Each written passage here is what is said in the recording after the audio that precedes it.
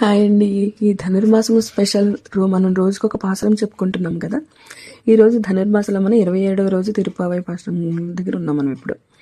ఈ 27వ పాసురం పేరు కూడారై వెల్లుం సీర్ కోవింద, అంటే కూడారవల్లి పాసురం అని కూడా పిలుస్తారు. ఇది తిరుప్పావైలో చాలా స్పెషల్ పాసురం. ఇప్పటి వరకు 26 రోజులు వాళ్ళు వ్రతం చేసి కఠినంగా ఉండి పాలు నెయ్యి అలంకారాలు అన్నీ త్యజించి ఈ గోపికలు కృష్ణుడి దర్శనం కోసం, ఆయన అనుగ్రహం కోసం వేచి ఉన్నారు కదా. ఇప్పుడు ఆయన అనుగ్రహం పొంది వాళ్ళు ఫుల్ జాయ్లో ఉన్నారనమాట. ఈ పాశ్రంలో ఆండాళ్ళు కృష్ణుడిని కూడారై వెల్లం సీర్ గోవింద అని పిలుస్తుంది. అంటే ఎవరెవరు కలవరు అనుకున్నా వాళ్ళ మనసుల్ని కలిపేసి విరోధాలను జయించి కలిసేలా చేసే అద్భుత గుణాలు గల గోవింద, అంటే గోవింద అని అర్థం.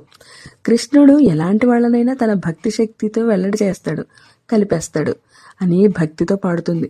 ఇది కేవలం శత్రువులను జయించడం కాదు, మనస్సులో ఉన్న దూరాల్ని విరోధాల్ని కూడా తీసేసి ఎప్పుడూ కలిసి ఉండేలా చేసే ఒక గొప్ప గుణం. ఇక నుంచి వ్రతం ముగిసినందుకు వాళ్ళు సంతోషంగా అలంకారాలన్నీ చేసుకుని క్షీరాన్నాలంటే పాలు నెయ్యి అన్నంతో కలిపిన మాడంగళ్ళు బాగా నెయ్యి పోసి వాళ్ళు చేసుకునే స్వీట్ అనమాట వైష్ణవులు. అది చేసి ఆనందంగా తినే రోజు. ఈ పాశ్రం ఒక రకంగా కళ్యాణ పాశ్రం లాంటిది. కూడారవల్లి ఫెస్టివల్ అని వాళ్ళే జరుపుకుంటారు చాలామంది వైష్ణవులు.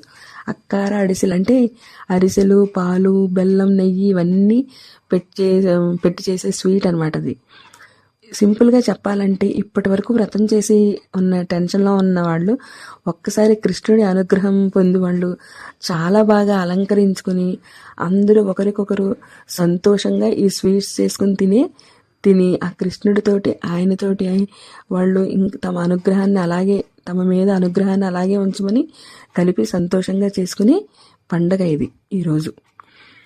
ధన్యవాదాలండి. Please like my video.